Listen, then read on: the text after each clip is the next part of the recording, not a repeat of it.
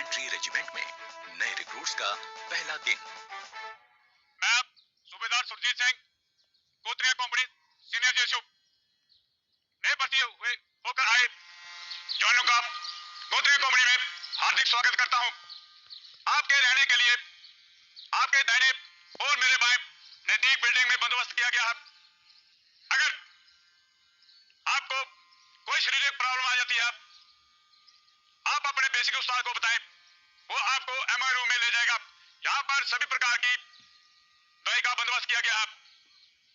इस दौरान अगर आपने अपने घर में कोई बातचीत करनी हो, मेरे पीछे और आपके सामने बिल्डिंग के दाहिने किनारे पर एसटीडी बूथ लगाया गया है। आप समय समय पर जाकर वहां पर अपने घर वालों से बातचीत कर सकते हैं। आपके खाने का बंदोबस्त बिल्डिंग के पीछे कुक हाउस, वहां पर आपको उस्ताद लेकर जाएगा और उसे वाकिफ कराएगा। अभी अगले 9 महीने तक आप जहां ट्रेनिंग लेंगे, इस दौरान आपको अपने घर वालों के साथ मिलने के लिए एतवार के दिन गेस्ट मिलन दे रखा गया है और बीएमटी खत्म होने के बाद आपको 28 दिन की छुट्टी दी जाएगी। उस छुट्टी के दौरान आप अपने घर वालों से हूबहू मिल सकते हैं। छुट्टी खत्म होने के बाद आपको बीएमटी ट्रेनिंग करनी पड़ेगी। आपकी 9 महीने की ट्रेनिंग खत्म होने के बाद आपकी पासिंग आउट परेड होगी। पासिंग आउट परेड होने के बाद आप जैकलाइक रेजिमेंट की जुंटों के अटूट अंग बन जाएंगे। अभी आप सिविल माहौल से आए हैं, फौजी माहौल में डालने के लिए आपका हेयर कट कराया जाएगा। अगले दिन आपको किट इशू किया जाएगा। हेयर कट के लिए हवलदार पवन इन्हें बार्बर शॉप में ले जाए।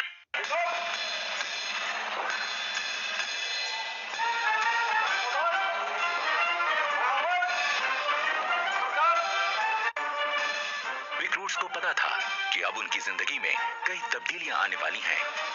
उसकी शुरुआत हो चुकी थी। फौजी तरीके में बाल कटवाना पहला कदम था। छोटे छोटे बालों को कम रख रखाव की जरूरत पड़ती है और इंसान दिखने में चुस्त और स्मार्ट लगने लगता है। पहला कदम तय करने के बाद इनका अगला पड़ाव है बटालियन स्टोर। यहाँ रिक्रूट्स को अलग अलग किस्म की फौजी वर्दियां बांटी जाती हैं। वही फौजी वर्दियां जिनको अब तक ये हसरत भरी निगाहों से देखते थे, पर आज उन्हें पहनने का मौका और हक इनको मिला है। अपने अफसरों से वर्दियां हासिल करना इनकी जिंदगी का पहला तमगा है जो इन्हें मिलता है। अपनी जिंदगी का सबसे कीमती पहनावा हासिल करने के बाद ये जानना जरूरी हो जाता है कि किस पहनावे को कब पहना जाए और किस तरह से पहना जाए।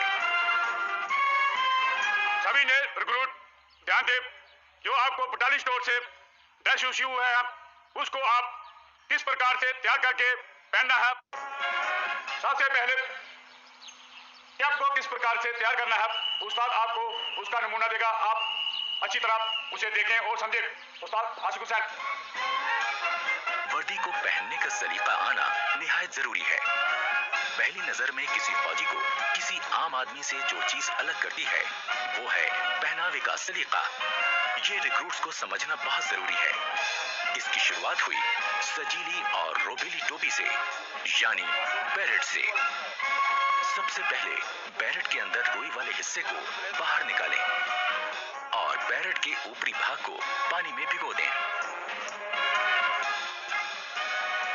भिगोने के बाद इसे निचोड़ें और झाड़कर उसका पानी निकाल दें।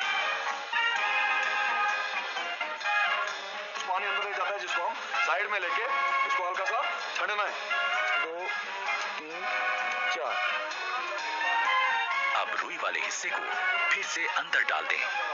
इसके बाद दोनों हाथों की मुट्ठी बंद करके टोपी को ऐसे घुमाएं कि वो पहले जैसी सूरत में आ जाए।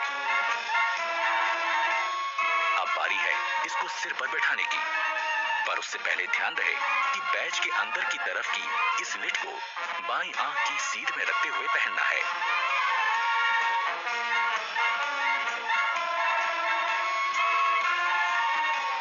अब बैरेट के बॉर्डर में पिरोई हुई डोरी को अपने अपने साइज के हिसाब से कस लें। अब बैरेट वापस उतारकर किसी पतली और नुकीली चीज से बची हुई डोरी को अंदर की तरफ धकेल दें। अब बैरेट को फिर से सिर पर लगाएं। अब बारी है इसको अपने सिर पर सेट करने की।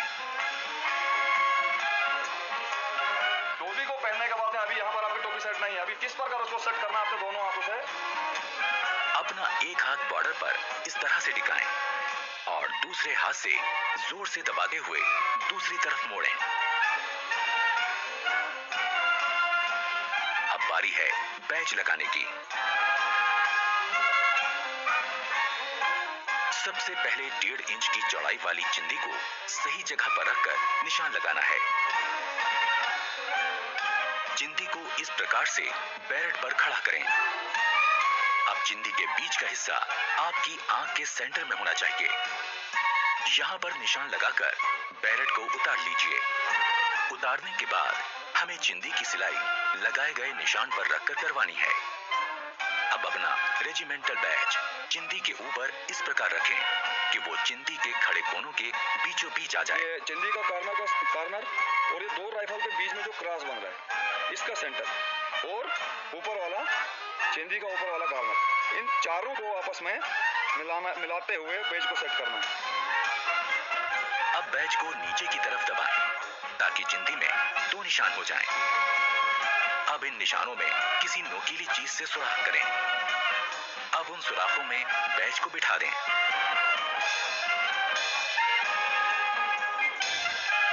अब इसे पलटकर अंदर की तरफ से ये पिन इस प्रकार से लगा दें। इससे बैज अच्छी तरह से फिक्स हो जाएगा और कभी गिरेगा नहीं। पिन लगाने के बाद ये लिड ऊपर रखकर इसकी सिलाई कर दें। अब बैज का पिन सिर पर नहीं चुभेगा।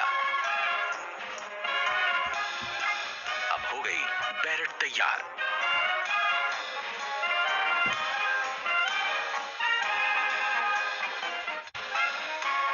शोल्डर बैज को सरकाकर एकदम नीचे की तरफ लगाएं, जिससे वो ढीला ना रहे।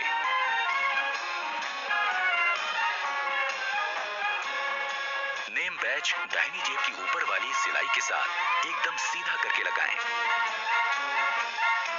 बेल्ट को सेट करने से पहले दाहिने हाथ में मुड़ा हुआ कुंडा और बाएं हाथ में सुराख वाला कुंडा पकड़ें। बेल्ट लगाने से पहले ध्यान में रखें कि कमीज की ये लाइन और जिप की लाइन एकदम सीध में हो और बेल्ट का बकल ठीक उनके बीचों बीच में हो। बैक साइड के ये 2 कुंडे पिछले वाले लूप से बराबर दूरी पर रहें।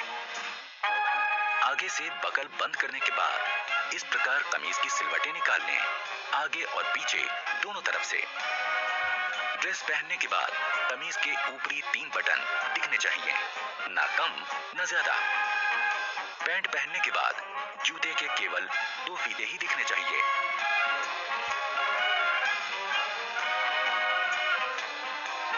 पगड़ी पहनते समय ख्याल रखें कि पगड़ी के दोनों तरफ 6 सिलवटें बने।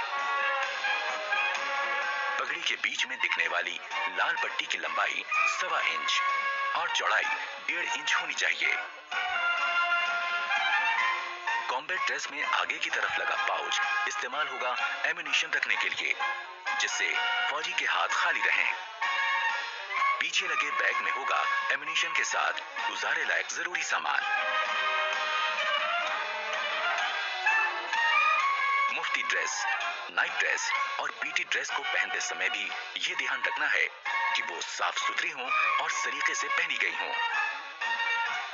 पहनना सीख लेने के बाद अब जरूरी है अपनी वर्दी और सामान को सही तरह से रखना। सबसे पहले हर रिक्रूट को अपना खास आर्मी नंबर लिखकर अपने हर सामान में लगा देना है। अपने लॉकर्स पर बने शेल्फ पर रोजमर्रा का सामान रखना है और हैंगर्स का इस्तेमाल अपनी वर्दी टांगने के लिए करना है।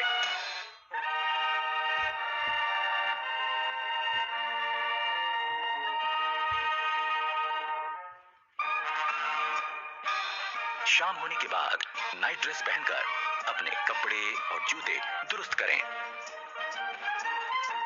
और आने वाले कल की तैयारी करें।